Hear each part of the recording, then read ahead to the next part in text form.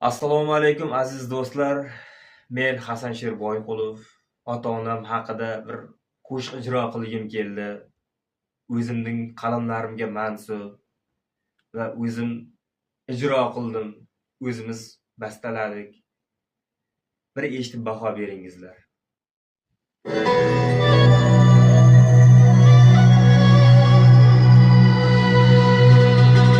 Qayda bo'lsang omon bo'lgin deysiz ona.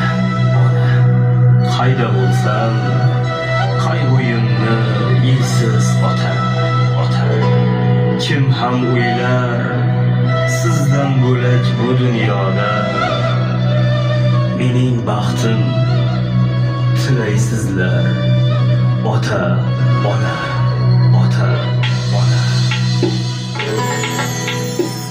Qayda bo'lsang omon bo'lgin deysiz ona. Qayda bo'lsam qayg'uyimni yeysiz ota. Kim ham o'ylar sizdan bo'lak bu dunyoda.